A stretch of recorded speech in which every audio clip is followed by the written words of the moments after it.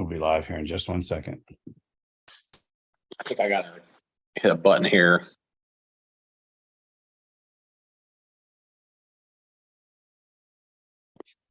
Don't hit any buttons and lose me. I didn't. I'm here.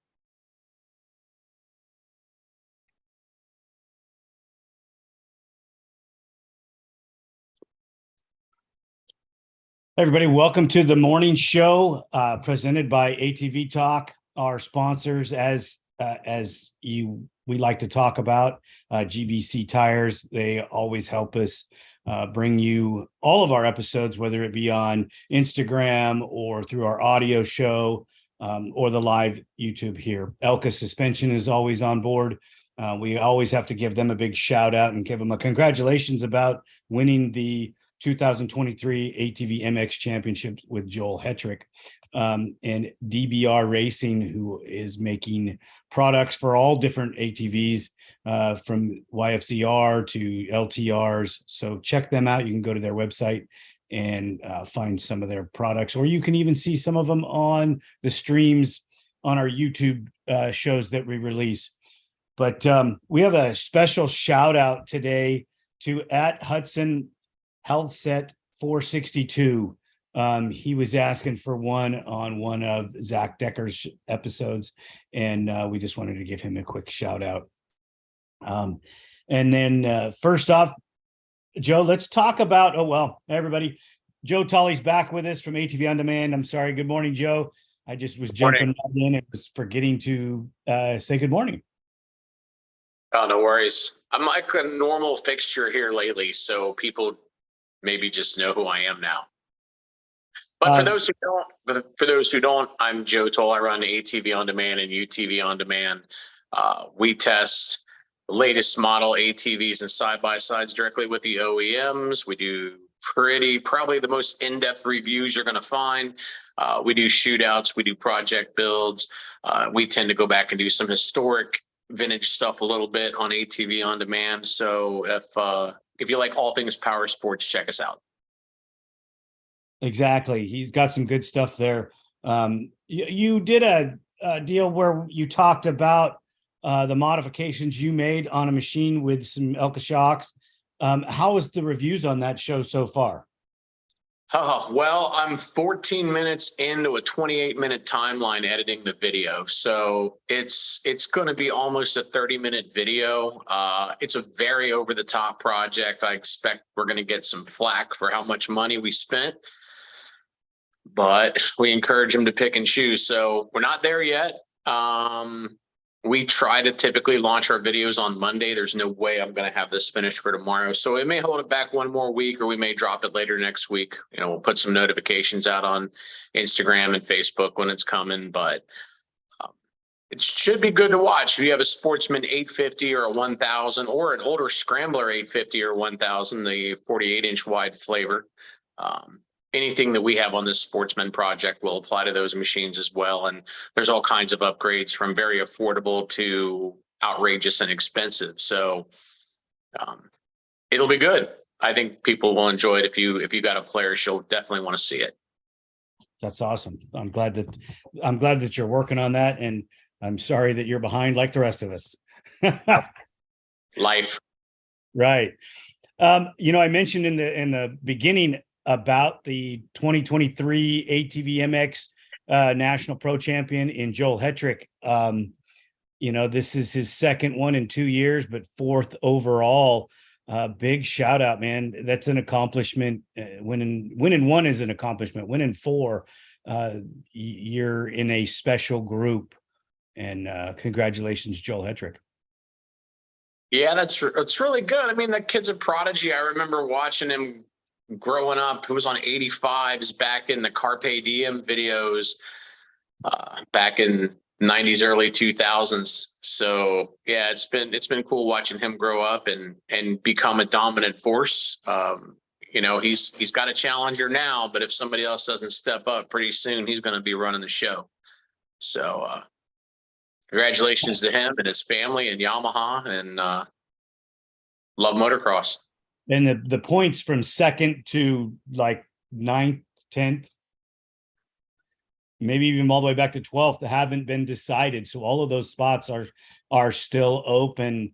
There's a big enough gap. I don't think you're going to see much shuffling unless something catastrophic happens to somebody. I know that's why we finished the year off, and we'll finish it off at Loretta's, and see how everybody shakes out. But it's been an intriguing year with Bryce Ford winning 2, which is, Chad Wienen so far has no wins. Yeah, I'm sure he's still struggling from his injury earlier in the year. I know when him and Joel, I guess, had a little get together early in the season, he had a get off. So rough start for Chad. Hopefully he can come back next year and give Joel a good run.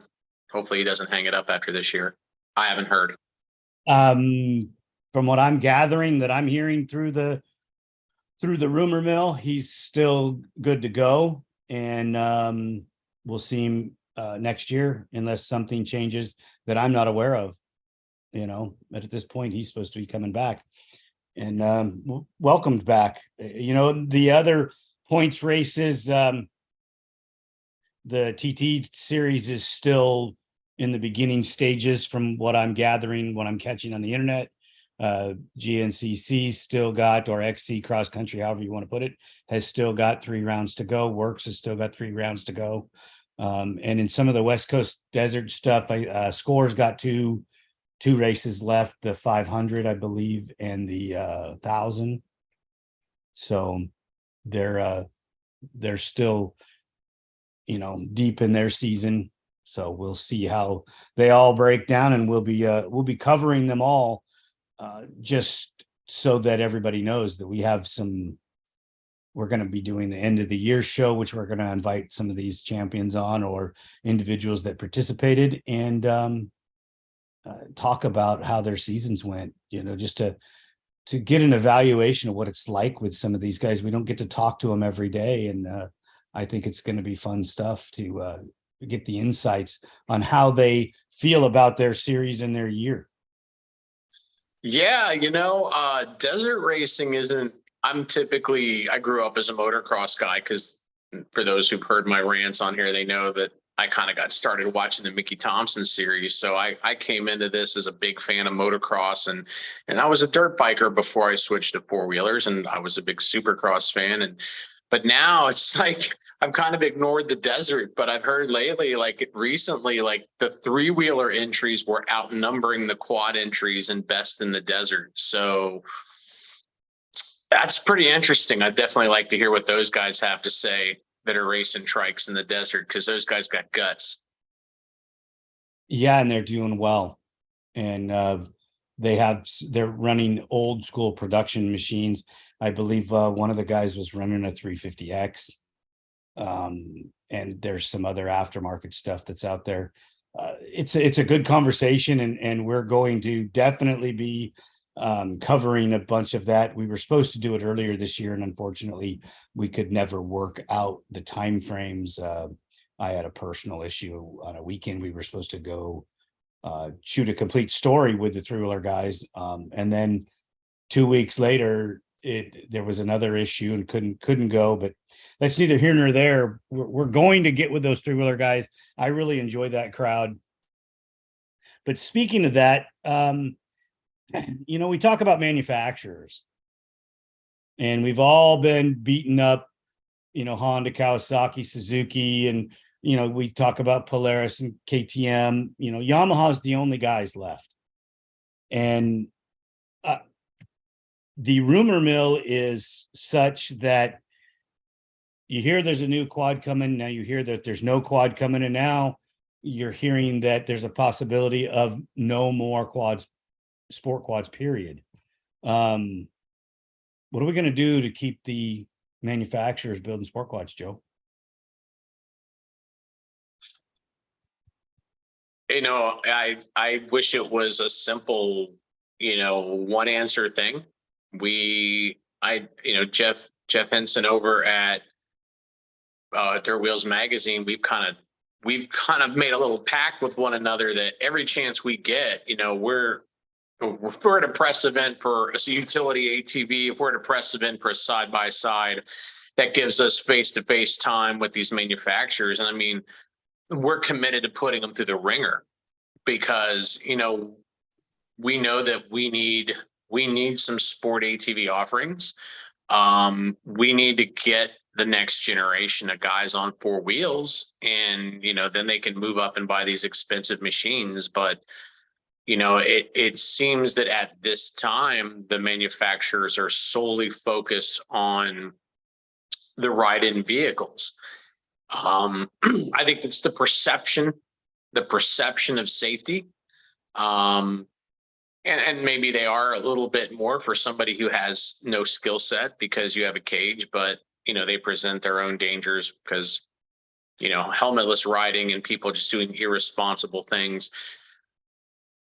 How do you get the manufacturers to do it? To hear them talk on the inside, they're like, we've got to build this many machines. It's going to cost this much money. And we know we have to be able to sell X amount the first year to even consider it. And they're just worried about, the interest in it. I'm far more optimistic looking at the used market. I mean, go to Facebook Marketplace. The prices are still through the roof. And, it's almost like, I feel in my gut, if anything is going to get them to do it, it's almost going to take a small manufacturer to do something to make enough noise to get them to jump on. Because it seems like the only way they're going to do it is if they smell somebody else making money that isn't currently making money. Because like right now, and we've told Can-Am, we've told Honda, it's like, look, Yamaha sells everyone they make, and they say they ain't going to quit, and they sell, so then they have no competition. So all they need to do is keep selling. And I almost think it's going to take some new blood in the water to get them motivated. All we care about right now are side-by-sides, and the industry has sort of made itself recession-proof to a degree. I mean, I've seen recently in the past 6 months, I've seen rebates on Kawasaki dirt bikes. I saw a $2,000 rebate on an RMAX 1000 the other day, Yamaha side-by-side. So, you're starting to see rebates again that we haven't seen for the past 3 years with COVID and everything and people buying in. But by catering to this upper middle class, high-end blue collar, white collar demographic, when people that are like lower middle class are really feeling the pinch, you have people in the upper income echelon that still have money to spend. So I think they're running from the entry level market to be recession proof because they want to be like Polaris, this, that, and the other. I think we missed the greatest opportunity to release a new sport model that we have seen probably since the 80s. The economy took off when Trump took over office. I'm just giving a time frame. So you may love him, you may hate him. But when Trump took over office, the economy started booming. That was the time to do it. Right now we're in a bit of a slump. I don't know. I think the best thing that we can do is continue to remind them, continue to push the content, getting positive feedback from viewers. Hey, if you want your favorite manufacturer to make a sport quad, call their customer service line every day and complain. When in your dealer, there's nothing there for me to buy. I can't afford a $20,000 machine. I can't afford a $25,000 machine. Why don't you care about us anymore? Put them through the ringer, call them up, complain, gripe, tell them you're ready to drop 12, 13 grand on a new sport ATV. I have heard numbers floating around that if a company were to bring a new machine to market, the cost would be somewhere in the $13,000 range. Now we're talking for a high-end 450 high performance model. I find that price to be a bit perplexing because all the other 450s, when they were released back in the early 2000s, they came in at the same price just about as the dirt bikes at the time. So unless you get a factory race edition model, a new dirt bike right now is for a 450 is in the $10,000 price range. I don't know why all of a sudden it costs, 30% more to build a new sport quad than a dirt bike. I don't buy it, but we just got to keep the pressure on. What ideas do you have? I don't see how the manufacturers can be jacking the prices up because they're just cutting their own throats. Their manufacturing costs have went up slightly, but I don't think that, especially for, and there again, I don't know as much about the Japanese economy as I probably should, but I don't think their economy has changed as much as ours has. They've probably recovered from COVID way faster than us because we still have massive demand for the parts, and they're not making them. They've stopped making a lot of stuff, and it's harder to do our jobs. You're slowing the whole industry down, is being slowed because the race people are sucking up a lot of it, but the recreational people are still riding. They're still going to the desert, and you have an upswing also in ATV use all across the United States, Mexico included. I'm not sure about Canada that much. There's some activity, but not as much.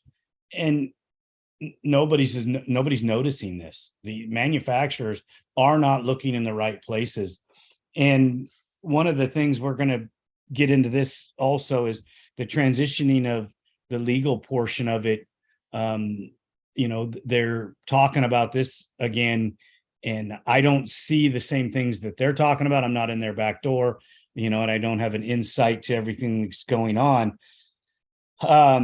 It's a bigger problem than I guess some of us have heard or been in part of some of the conversations. I'm sorry, I'm struggling to talk today. But we need to police ourselves in the industry and make sure that we are giving the manufacturers a group of people that can buy these machines and aren't going to turn their backs on them. And what I mean by that is you buy an ATV and you go ride, it's your responsibility, nobody else's. If you choose to throw your leg over, remember, you chose it. The manufacturer didn't build a defective machine. We're in 2023, people. Come on. They know what they're doing. Even these China junk quads, they may not be made out of the best quality material, but for a lower level entry person, you can ride one and tool around on it. You're not going to go race it or make a high performance rider out of it, but you need to understand that every sport you'll ever get into, what do they call them? Extreme sports, Joe? You there? I'm here. I lost you for just a second. So the sport, every sport out there, aren't they extreme sports? Everything. Football is an extreme sport because you can get injured playing football. You can get injured freaking playing golf. Well, I don't know that golf has a really high injury rate. If I can back up for 1 second, because you touched on the economics of things, and that kind of, I want to be very gentle about this so I don't dig myself a hole with Big Blue Yamaha. But look at the prices this year. The entry-level price point side-by-side market is pretty competitive. Polaris just redid, and I don't want to spend much time on side-by-sides because that's not what we're here to talk about. But, Polaris just redid the Razor XP 1000. They did a complete overhaul on the car. It's not a brand new design. It's a similar geometry, similar engine. They've made a number of significant changes to improve the build quality, make it a more robust vehicle. Like, they know they have a reputation for bushings going out, ball joints, and they really in drive components on some vehicles when they push release early. And they really went back and went to work on this car to make it solid, to build that reputation as a quality, manufacturer. And that's great. And that's, we love to see it. We're going to test that car. That car is $20,500. And then, it kind of competes against the $21,500 Can-Am DS turbo that makes 135 horsepower. But the point being is, this year Yamaha released the new Wolverine X2. In addition to changing up the YXZ 1000R, let me focus on that one for a second. The YXZ is either a full manual clutch transmission or it has electronic paddle shifters like an F1 car, if you're not familiar with them. The YXZ has a power curve kind of similar to a 125. Once you get it up around $8,000, it really comes to life and it screams. It's kind of like a Banshee. And so this year they went to a 6-speed gearbox from a 5-speed gearbox. They added two different auto shift modes to the YXZ. And why are we talking about this? Because while they added all this extra benefit, the 6-speed transmission, dual auto shift modes, in case, you just want to be lazy and you don't want to shift the paddle shifters. While they added all that into the Sport Shift car, they dropped the price $1,000.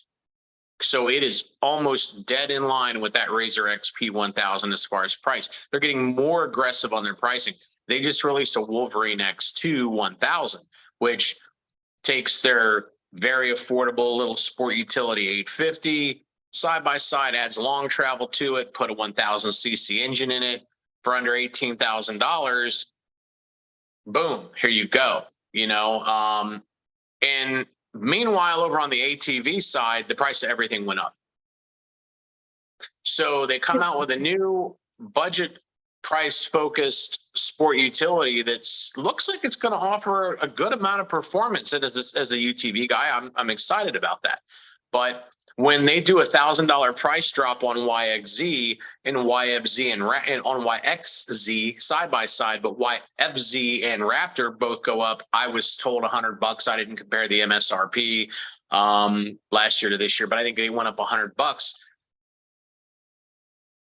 And at the same time, you're looking at Grizzly 700s, which I believe start at over $11,000 now. And now Yamaha's building a 2-person sportier side-by-side for under $18,000. It's just like, oh, okay. So the guy who's thinking about, I'm going to get a Grizzly for me and my wife, now they're going to look more at that side-by-side.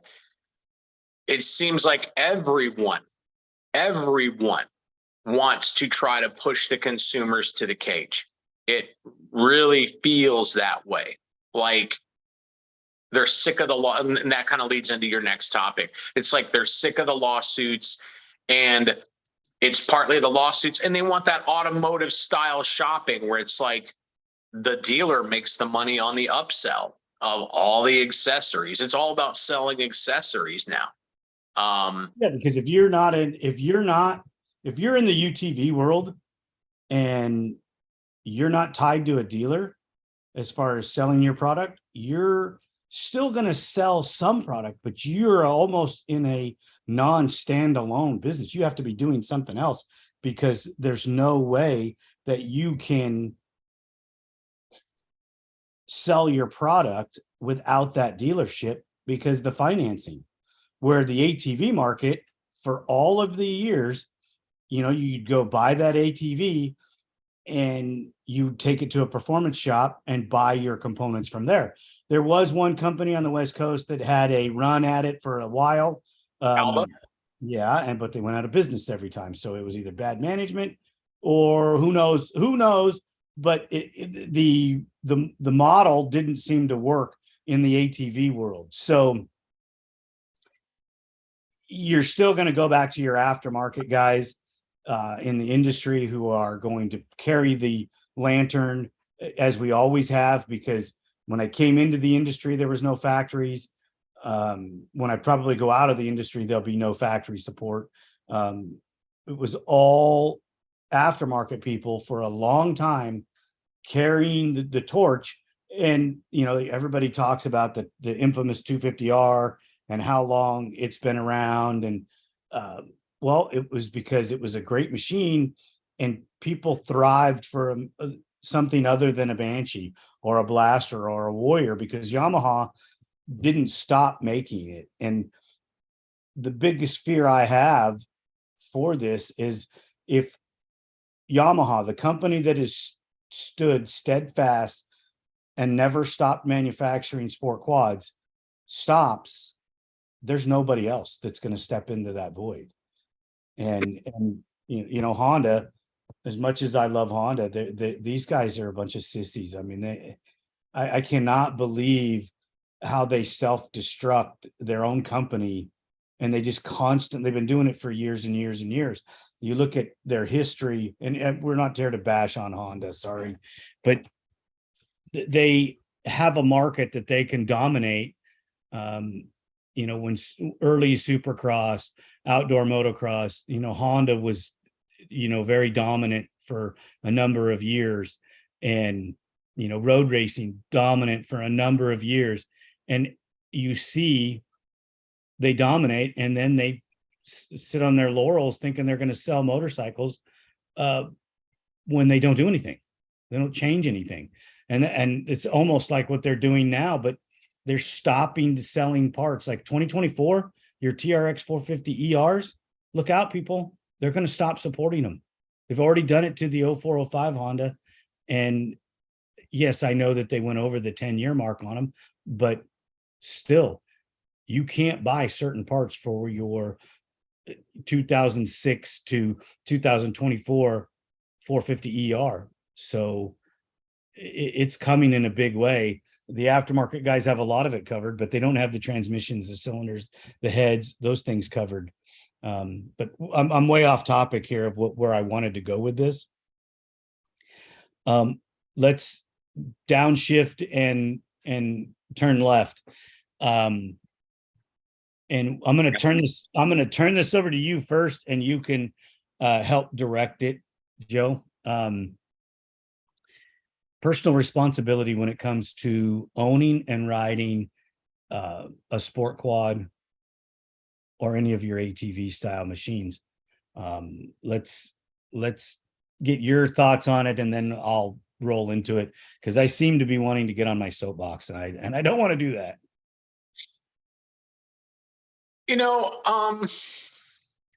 I think most of your audience probably isn't part of the problem. So I want to lead off with that. Like, I don't think people who typically listen to this show are going to be people that we're discussing here.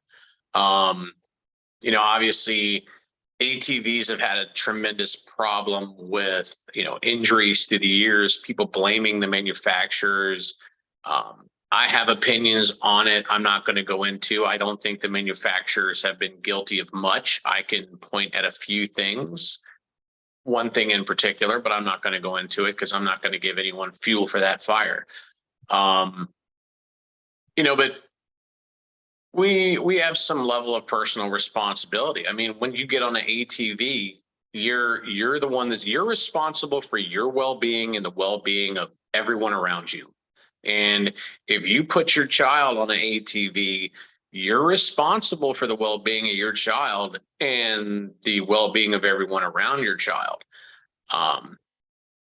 So I think that, there are a lot of people out there that just, and I don't know that we can fix it. There are just people out there that are predisposed that all of their problems are somebody else's problem. And that if something goes wrong in their life, they're looking for someone to blame. I've had a couple injuries through the years of riding, nothing too incredibly serious. But the only injuries I've ever had have been my fault, 100% my fault. I got a concussion on a dirt bike. Well, I was only test riding it in my friend's backyard on a track with no real jump. So what did I need a helmet for? I'd ridden 1,000 laps. What was I going to hit? Well, there was that pile of bricks that my buddy was trying to bury and make a jump out of right out of a corner that I hit. That was my fault. That was no manufacturer's fault. And then I got ejected over the handlebars on my Banshee, probably going 40, 50 miles an hour because I was being stupid and I wasn't wearing boots. So I fractured an ankle. Wasn't anybody's fault but mine. The sticker was right there on the bike that says always wear proper safety equipment. Yamaha did their due diligence. But, we have people in society, and I even have friends that do this, and it just irritates the living shit out of me, where it's like every problem you got is somebody else's fault. And then when people put their kid on a 1,000cc ATV and they get splattered, they want to blame the manufacturer.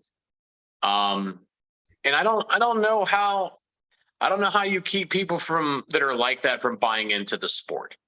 I don't think we can give them a personality test to tell them, sorry, you can't buy, you don't accept personal responsibility. But, I think, and we talked a little bit last night, but I think this is one thing that at this point is kind of hurting us that isn't given much attention.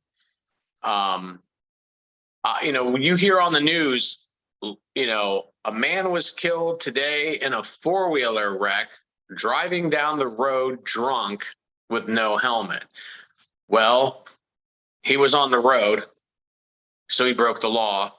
He was drunk, so he broke the law. Was he actually on an ATV? Because since 2008, 6, whenever the first Razor 800 came out, it's like that's when we got our first sport side by side, and then the Rhino earlier than that. How many accidents where people go out and flip over their side by side because they're being an idiot? How many of those injuries are attributed to the ride-on ATV segment at this point? Because I don't always hear the news differentiating between what is an ATV and what is a side-by-side. Because if the number of injuries of ATVs are anywhere near what they were 15 years ago, that can't be right, because there's simply way less people riding ride-on ATVs and more people in cages. Just like there's probably way less people riding dirt bikes or driving Jeeps off-road because they're in side-by-sides. I have a feeling we're attributed with a lot of injury and death that did not come from our segment. And I think that is a problem behind the scenes that we need to get worked out. And I don't know how you work that out. Well, it's just like the terminology, firearm or weapon. It's a firearm. It's not a weapon. It's a tool. You don't call a hammer a head splitting device, do you? You call it a hammer. It's for pounding nails. That was what it was originally used for. So how we talk about our ATVs or how we talk about the injuries, and we're going to get into the personal responsibility portion of this too, is you look at people, the thing of a dad is teaching your children how to ride a bicycle. Okay. Granted, there's a ton of bicycles out there. And you brought up the argument about, well, there's so many more people riding them. That has nothing to do with our argument. Injuries are injuries, period. Okay. I don't care what you do or how many people are doing it. There's still injuries involved. Okay. Safety equipment with helmets on bicycles have helped, but I grew up in an era where, we all lived. We didn't freaking wear helmets. What's a helmet? Yeah, exactly. On a bicycle, what's a helmet? Like, I saw them. I never saw them on anybody unless they were actually racing BMX. Right. We were the neighborhood kids. We rode all over the outskirts of San Diego, East County, El Cajon, Santee, Lakeside, all over on our bicycles for years and never had any of this equipment. And I grew up in an off-roading family, motorcycle racing, ATVs. We weren't allowed on our ATVs or our motorcycles without a helmet. To this day, it's still one of the things that, I shudder if I get on something to put it in the back of the truck without a helmet on. So personal responsibility has to play into all of this. I mean, everything you do. We can talk about all the extreme sports and look at how many injuries per and how many people participate. One of the things, we were talking about this last night, one of the industries that really pisses me off, I mean, this is just irritates me. And I know that one of the reasons they do this, it's because there's a ton more money involved in it. They'll never give you the statistics on how many people get injured riding horses. How many people put their child on a horse, and the horse is an animal. It's got a mind of its own. And that child gets thrown, or the kid's not paying attention. It's still the responsibility of the parent when they put that child on there. It's not the horse. You're not going to sue the horse or the owner of the horse, Well, and a horse, unlike a four-wheeler, has a mind of its own. And that's the X factor. I mean, you tip your four-wheeler over, you might be going really slow. It might be a really easy side hill, might be a really gentle tip over. Well, if you have a really gentle tip over on a horse, your head's 10 feet off the ground to start. So if your head hits the ground, you're falling 10 feet straight to the ground. And, we talked last night, like I went to horse camp at a YMCA camp when I was 14 years old. My horse, who I liked very much at the time, decided he was going to hold air in his lungs so that when I tightened his saddle, once he let his air go, the saddle wouldn't be nearly as tight and potentially uncomfortable for him. So, long story short, took off doing a little barrel racing, about 50 feet in, fell off. Don't remember hitting the ground. So probably got knocked out just a little bit. I could have blamed the horse. I could have blamed the camp. I was there to ride a horse. Shit happens. Right. What needs to be talked about is personal responsibility, and not to look at the news. And that's one of the things that we're fighting when you look at the news stories in so many different categories, is nobody takes personal responsibility for anything they do. And that's what's happening here in the industry. And if you go back all the way to 85, 86, when 60 Minutes, and I believe it was ABC or was it NBC that did the hit pieces on the ATV industry, where they totally got the story incorrect as far as how they portrayed ATVs. It was an inside person that worked in the news industry whose child got injured, possibly died, and this person pushed it. Okay, well, they had an inside track to get everything publicized. If you look at the numbers they used, if you go back and research it all, it's all fake.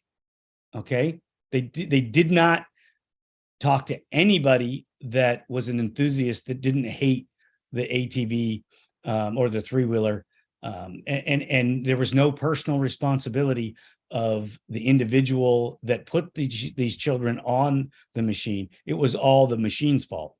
I'm sorry. You chose to let your child ride it. It's your fault. The ATV industry has a problem with, the whole layout of the way the machines are done is not good. I mean, because you think, and somebody in the chat, correct me if I'm mistaken, but I remember when I was young, at age 13, you could race in two-wheel motocross, you could race schoolboy. And if I remember correctly, schoolboy for 12 or 13 and up back in the day, you could race either a 125 two-stroke or an 85. A 125 two-stroke is just as tall as a modern 254 stroke. Now, they're not as powerful, they're not quite as quick. But I'm pretty sure in schoolboy these days, you can race a 254 stroke. So, we've got it to where kids can race dirt bikes they can't touch the ground on, and nobody has a problem with it. But then in the ATV side, it's all restricted to speed, and it was a displacement before, but now it's more limited to how fast can the machine go. because they have a 14 and up age bracket now where the quad can only go like 30 or 35, something like that, top speed. Whereas if you go to my favorite example of doing it right is the bicycle industry.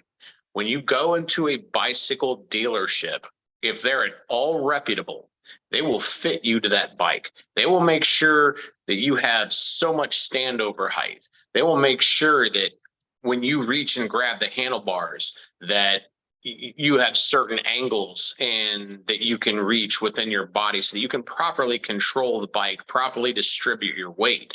And in ATVs, I think one thing that really killed the Raptor 250, and Yamaha's never confirmed this. I heard one, there was a problem in the manufacturing process, but the other big problem is a guy walks into a dealership and says, yeah, I got little Johnny here. He's 13. He's been racing an 85 dirt bike for years. And we just want to try a four-wheeler. So I want to buy this little Raptor 250 for him that makes like 18, 15 horsepower. And the dealer's like, nope, can't sell it to you.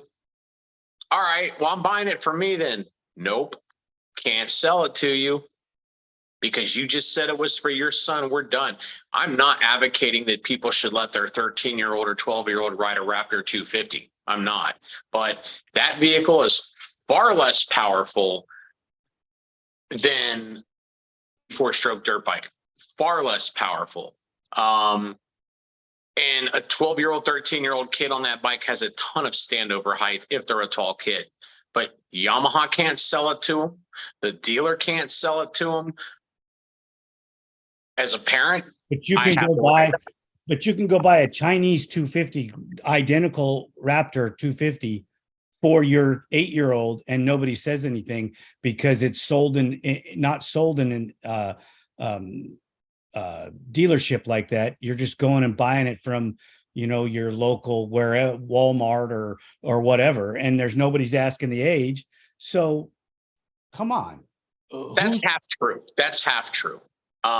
Like right now I have a KO Jackal 200 that we've gone out and panned and did a walk around at the dealership because, hey, nobody else wants to build them. We'll start looking at the Chinese companies and see who looks like they might be building something decent. This Jackal, the KOs are sold in power sports dealerships. I've got 2 local dealers that are carrying them and have said that other than a few minor issues, like you're going to have minor issues with any brand, they said they've had no major mechanical failures on any of these things that they've sold. So the KOs are sold under the same age restriction guidelines as the Japanese and Polaris and Can-Am. So maybe not the Pep Boys quads we're talking about those $1,000 pieces of crap that it's just not going to hold together. Don't buy one for your kid. You're just going to hate it. When you start moving up to the Chinese manufacturers that are actually being sold in power sports dealerships at this point that are building something of more quality, they're following those same age guidelines. Okay. But why do I see an ATV at Tractor Supply? I don't see any. Because I don't see any age restrictions on it. Huh? I said, I imagine it's because they're just selling it as a toy or a novelty item or something like that. They don't even actually consider it a titled power sports vehicle, I would imagine. And I can't tell you why the CPSC isn't knocking down Tractor Supply's door and doing it to them. I'm not encouraging it. I'm not either, but you should try this. Go click on Amazon and then scroll through and look at the ATVs that you can buy from Amazon. And have them shipped to you. I didn't read all of the notifications and everything, but I can buy an ATV off Amazon. Okay, I can buy it. Nobody's asking me any questions. And if they do ask me questions, there's no way for them to figure out whether I'm lying or not. Well, without going down completely. So there's no regulation. And this is what kills me about we supposedly live in a free country. Why do we have all these regulations? And it should be based on personal responsibility 100%. Yes, I'm trying to live in utopia, but no, I'm not. I'm trying to live in a world of reality where people are taught, like I was taught, that, hey, when you smashed your finger with that hammer, putting that nail in, it was on you. You're the dummy that didn't move your finger. Okay. Same with crashing on my bicycle in the driveway. I'm the one that was riding it. I was controlling it. It's my fault. You get in a car accident, there's always a fault deal. Well, if you talk to the insurance companies nowadays, they're trying to make no fault accidents where both parties have to pay. I'm thinking that's utterly ridiculous. It's just like if you get a divorce, somebody's at fault, generally both parties, but there's somebody done something wrong. Let's get back to teaching people how to be responsible for themselves and own their own mistakes. And education wise, you say you can't teach common sense. Well, when you start teaching personal responsibility, you start teaching common sense. I feel like we're getting ready to turn into a political show. Yeah, I know. I apologize to anybody that's listening. Number one, is it surprising at all that the Chinese don't have to play by the same rules as the Japanese in this country? No, it's not.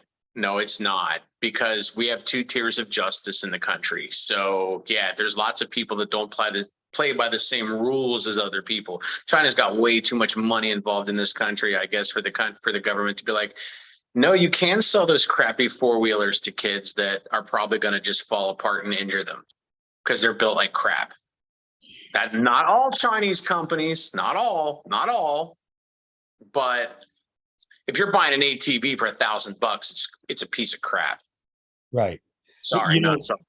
On a positive note, we used to get these 8-inch Eclipse headlights from another company in the industry, and they were HIDs.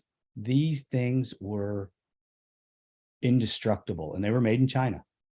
Best freaking headlight ever. You could hit them with a ball peen hammer and they wouldn't crack. I mean, you'd have to get a trophy truck out there and, shoot a larger than a softball size rock at that headlight to break it. This is how good they were. And then they would sell us this clear, like, decal to put over the face of it.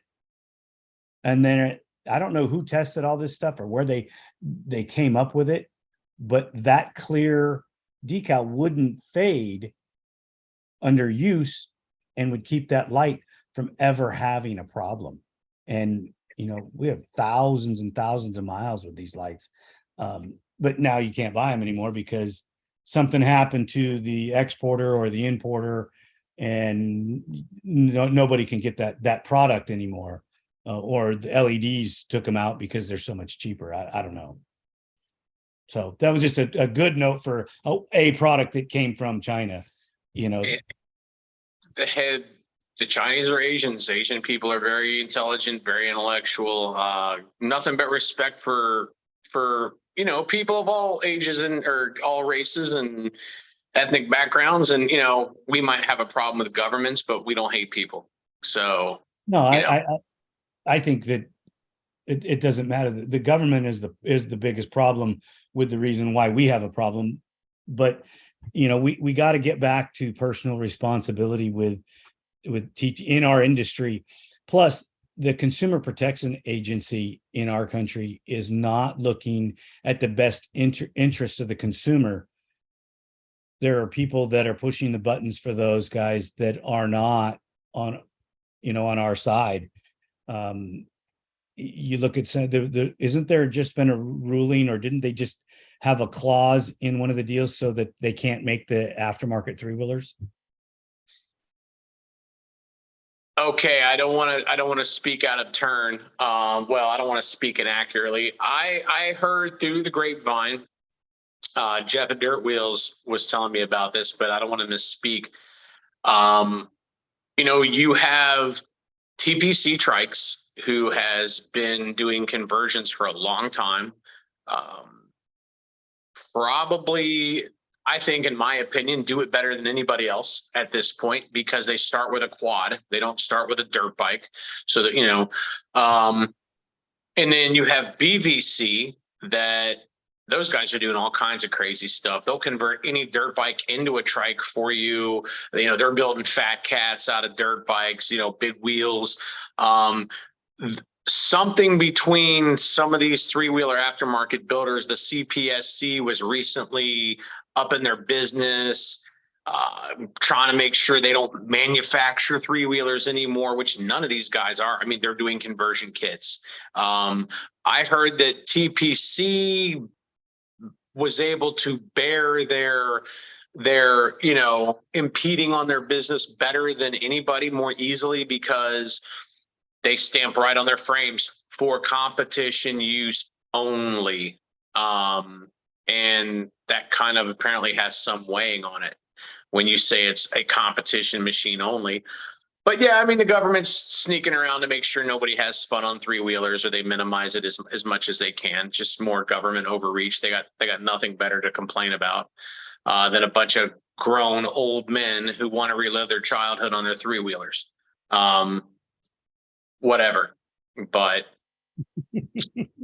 I think, to kind of go back to the beginning of the conversation, because I think we're staying on the negative a bit with, yeah, it's your responsibility, but you can say this to somebody who's blue in the face, but if a person doesn't accept personal responsibility in their life, you can't teach that to a grown ass man. You can't. That's how they're wired. That's how they're wired. Everything that happens to them is somebody else's fault. And typically those same people can never do any wrong.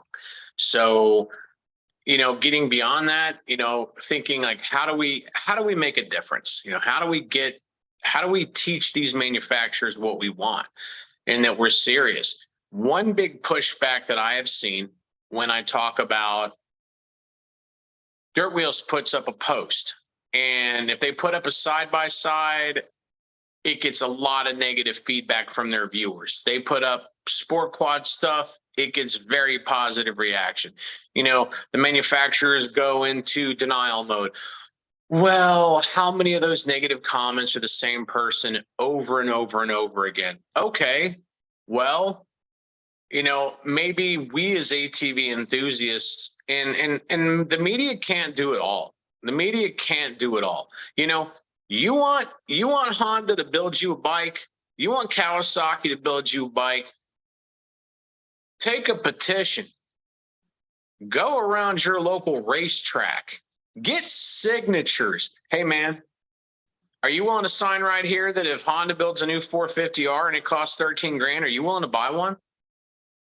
Are you willing to buy it? Sign here. Maybe what it's going to take is get 50,000 signatures of people that say, I'm waiting to buy one of these things. Would you please release one? I will buy one next year. It might take overwhelming numbers. It might take, writing letters to manufacturers. Dear Suzuki, since you're not doing anything else right now, maybe you should bring back out a sport quad. We had 250 people sign up at our one local cross country race this year. We're not the GNCC. I think they don't want to see the facts, or maybe we're the ones that don't see the facts. So I think if the numbers are on our side, like we think, we as enthusiasts might have to take the reins and start reporting to the manufacturers ourselves. This is how many people race quads in my series this weekend. We need new quads. This is how many friends I got. Here's 5,000 signatures of people that want to buy new sport quads. Whatever you can do, blow up their call center, but you could be the same guy calling 10 times, which is why I go back to, they need real data. This is how many people are racing. This is how many people signed our online petition on our ATV forum or our ATV group page. If you're a 450R group page, how do you do a petition online for it? I don't know. But get everyone that's in your group to sign an online petition to send to Honda, where it's like, Here's 20,000 signatures, Honda. They all want a new 450R. They're all willing to buy. What's your excuse? If you're not interested, we'll send it on to Kawasaki or Suzuki, whatever. How many units do they probably don't give you the number, but if they were going to build a new sport quad, how many units do they say they have to sell the first year? The numbers all over the board. What do you The give me? numbers? I've heard 1,000. I've heard 5,000. They're going to sell more than 5,000 units. I guarantee it. Don't you think? I mean, how many 450 YFC 450Rs did Yamaha sell this year? They would never tell us that. They'd never give us that information. But according to Yamaha, isn't it public knowledge that we can find it somewhere? It can be found. Sales numbers are typically pretty difficult to come by. Hopefully, maybe somebody's listening. They're going to Google it right now and they're going to say, here's the answer. But those numbers tend to be buried. You can buy into getting inside industry news numbers, things like that. It's a big buy-in with, some different power sports type news organizations where you can get all this data with a big buy-in cost. But, yeah, I mean, I would definitely suspect they could easily sell 1,000 units a year. It wouldn't be a problem. I sell 1,000 units for just the racing community, for people building new race machines and converting into a new model. I think that would be easy. I have to agree. 1,000 should be nothing. When you got a couple hundred quads show up at a local cross country race in Indiana, that's one state, one area. You have racing across the country. So yeah, I think the numbers are there. Plus all the people recreationally. I think we have to as a community make more noise to the manufacturers. If a sport quad's what you want, go buy a sport quad. Don't buy side by side. Because as soon as you go buy something else, that's it. They got you. They don't have to build what you want. They've gotten you to cave. Love to buy something from you, Honda. You just don't make what I want. Yeah, I get it. I get it. In the chat, they were talking about thinking that they were talking about hybrids, and your aftermarket guys carrying the, sorry about the drag here. The aftermarket guys carrying the industry with the hybrids. And I think that's the direction it'll go. You'll probably, all you're going to do is help the motorcycle sales end, and the aftermarket guys will carry the industry, where you have your Roll and your Walsh and, JB. I think there's a couple other guys doing it as well. And they're just going to take stock conversion 450Rs and put CRFs in them or whatever. The Yamaha R will take and put the Yamaha engine in it. And then you'll have the aftermarket frames that Walsh make and some of these other guys make, and put whatever kind of motor they want in it. Yeah, it's a little frustrating, but there again, it goes back to the conversation we had last Sunday about starting a 2-stroke pro class. Well, it's all going to be hybrids because that's what there are. You can build a 250R out of aftermarket complete. So why not make a YZ 250 quad, KTM 250 quad? I think for the racing community, for the people like the Fords who have big money, you want to build a sport quad from scratch? Ain't shit. It's no problem. It's no problem. I want to build a sport quad from scratch. What's a Walsh rolling chassis cost? $8,000? Something like that. I got to go buy it. And it's not a rolling chassis. It's you have to buy other components to make Frame, it. A-arms, swing arms, steering stem, the essentials. Then you got to go buy spindles, brake components. You know, you got to buy a dirt bike to get the engine. By the time you build a hybrid, no offense to the Fords, by the way, send some of that money my way. But by the time you build a hybrid from scratch with Walsh, Lone Star, JB, one of these companies, thanks guys for all supporting the sport and continuing to do it. You just spent $25,000, $30,000 easily. $30,000. The dirt bike's going to be 10. You know, all the aftermarket parts are going to be from the aftermarket manufacturer. It's going to be creeping on 10. You're going to have $25,000 to $30,000 in that bike. Easy. And then you didn't even add the labor in that it takes to put it all together. Oh, amen. I mean, oh my gosh, if you want a dealer to do it for you, we bought a 10 grand 400EX from scratch. We built that bike. It took about 3 days working about, I don't know, 15, 16 hours a day to do it. So you're going to have like 30, 40 hours and, you know, probably 30 hours in building that bike at $100 an hour. There's $3,000. It's people don't understand how long it takes to build the stuff. So I mean, I 100% get it, you know. It's yes, we want the aftermarket to be here. We want the aftermarket support. And we want to support the aftermarket. We try to push it hard.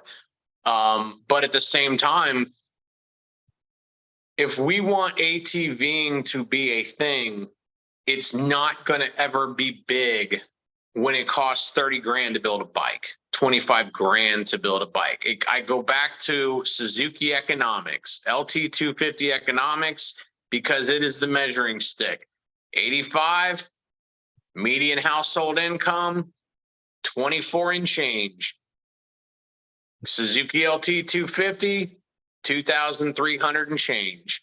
It was less than 10% of the median household income to buy into power sports for a young blue collar worker starting a family. Today, you know, let's not even use Suzuki because they don't have a side-by-side. You want to go to your Honda dealer, you're a young guy, well, and you want something 4 wheels because you're not a dirt bike guy, it's $20,000 to buy a Talon. Today's median household income is in the area of $7,000. That means essentially we need a $7,000 sport quad, something close to that price point, you know, because you got a $70,000 median household income and sports side-by-side start at $20,000, let's just say. So, you know, that's quite a bit. Now, you know, the percentage of household income to purchases is way out of line. $20,000 is 30% of your household income for 1 year versus less than 10 of what an LT250 was in 85.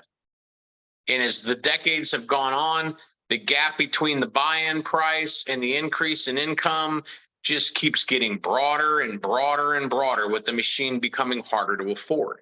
So, you know, a $30,000 hybrid is going to be even less obtainable for a young person who wants to get into the sport of four-wheeling on a four-wheeler. He's like, okay, I'll go buy this side-by-side. Well, I can at least finance it. You can't finance a hybrid. If you want to build a hybrid, you can't go finance the dirt bike, take the motor, and then sell the rest of the chassis. I mean, you're financing that bike through a bank. You can't just split it in half and start selling off parts. At least not in my mind. So if the aftermarket completely takes over the sport quad market, there's not going to be very many people able to do it because the buy-in is going to be more than a lot of side-by-sides and you won't be able to finance it. Killed it. You know, you could finance it Because there are companies out there that would allow you to get credit cards and allow people to have credit cards for that. There's also been some companies that approached us to offer financing from low dollar amounts to high dollar amounts. The problem is policing it and having it just one person that can take over that portion of your company, because you're going to have a lot of people that are going to want to buy stuff through the financing. It's not advantageous for the companies that I work for to do this. So I'm sure there's companies out there that are big enough that might be able to do it. But if you look at the aftermarket companies that everybody thinks are huge, they're really not as big as you think they are. There's a few people working their asses off to make everything happen, because there's nobody out there that you can hire to pay a reasonable wage to work in the industry. The profit margins are less, the markups are less, you're not making the same money that you used to, and your cost of business has gone way up. So yeah, cry the blues. I know, I understand. Everybody's like, well, it's the reality of what we live in the industry. There's nobody behind the gray hairs in our industry. And I mean, there's guys that are in their 40s that are doing it, but you don't see younger people than that are taking the passion that we did and willing to work as hard as we did in the early days to gain the knowledge to do this. And I'm sorry, but there is no push button job in air conditioning that allows you to be ATV knowledge guy. It's just not there. You can't sit behind a desk and learn how to do all this stuff. You have to go out, get your hands dirty, skin your knees, beat yourself up a little bit, and really learn a trade. I have people that I've worked with and trained that work in off-road suspension for trophy trucks and are super successful. The methods that they learned working for the company that I work for, Duncan Racing, my brother's tutelage, regardless what you think of him, he is a phenomenal businessman and understands how to lay out people in the working environment and how to lay out a system that works. And I have multiple people that we've trained over the years that are successful in their chosen fields now using this plan. And maybe we should sell that instead of ATVs. Well, Joe, I know, and I apologize for the negative portion of the conversation. I apologize to you, because that's never where I wanted to go with this conversation. I wanted to talk about some of the things that we could do to benefit the industry and benefit the consumer. I know that you're passionate, I'm passionate, and the passion is kind of overtaken today. And anybody that listens to this episode, I personally have lived this industry my entire life. It's everything that I do. I wake up in the morning on Sunday mornings and I'm talking about ATVs. I go to bed at night on Sunday talking about ATVs. My wife is about had it with ATVs because that's all she hears about. So understand that I'm not coming to attack anybody. I want the benefit for the consumer, for the racer, for Joe, for myself, for anybody that's in the industry. I just want the positive, and sometimes you got to get a little out of your sandbox to do that. So, Joe, you can give us our closing talk today, and be part of a more of a positive end to what I would consider one of my darker shows. Well, I think. We split out our ATV and side-by-side content a few years ago because we grew up on quads. We like side-by-sides. We have a great time with them. But, ATVs are what we're, it's the core of what we do at our company. That's how we started. I still own a bunch of four-wheelers. And, you've got in the media, you've got if you're a sport quad guy, you've got real allies. You've got people like us. You've got people like Jeff, at Dirt Wheels Magazine.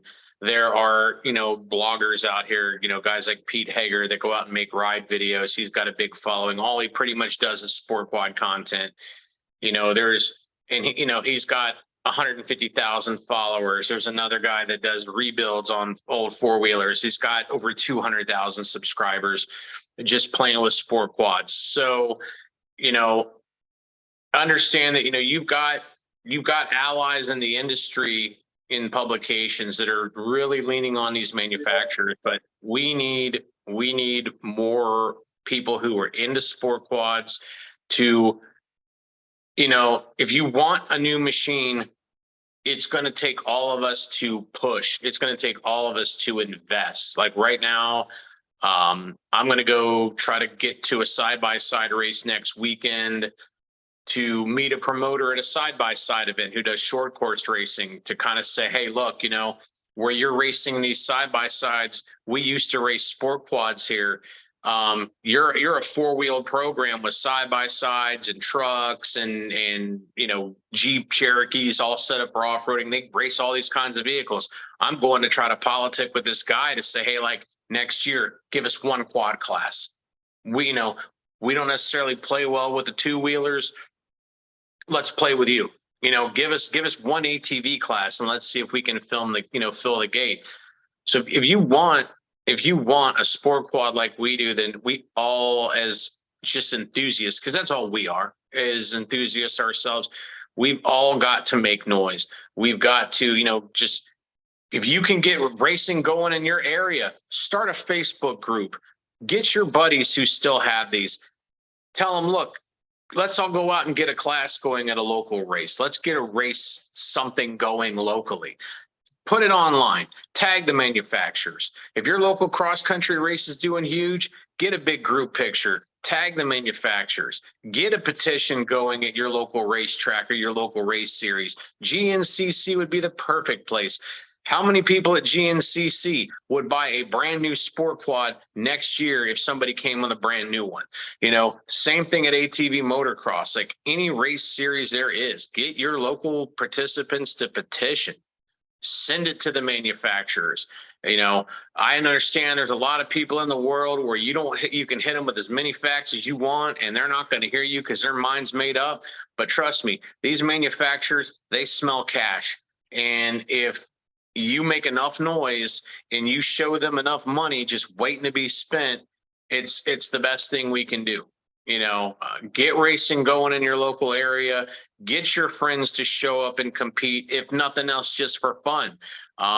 That's what happened with three-wheelers. Three-wheelers, obviously they're not coming back to the market because of the CPSC, but a few guys started three-wheeler racing back up 10, 15 years ago. Tim Stefanko out of Northern Ohio, a group out of Pennsylvania, racing at Trike Fest annually at Aspen Acres. Now, because a few people decided to start pushing this three-wheeler vintage racing thing, you've got TPC trikes, you've got BVC trikes, you've got a couple other people doing conversions. Like, who thought there'd be companies out specializing in three-wheelers? HRE is another builder who does ATC 250R frames. If you want to buy one of those, he'll sell you a frame. Chromoly, handmade, HRE, call them up. Get racing going. Petition your fellow racers, send this stuff to the manufacturers, tag your racing series online to the manufacturers, show them we're serious. It's the only way they're ever going to do anything, because they don't want to see it. So we got to stick it in their face. Right. I agree, buddy. Joe, as always, thank you so much for your time. I really enjoyed the conversation. I'm not sure if we're going to be here next Sunday, but we're going to try. And I just want to tell everybody, hey, let's go ride our ATVs, get on your Facebook groups, and let's talk to our manufacturers and see what we can come up with. Give them hell, guys. All right. We'll see y'all later. Thanks for listening. Thanks for watching. Happy Sunday. All right. We'll see you later.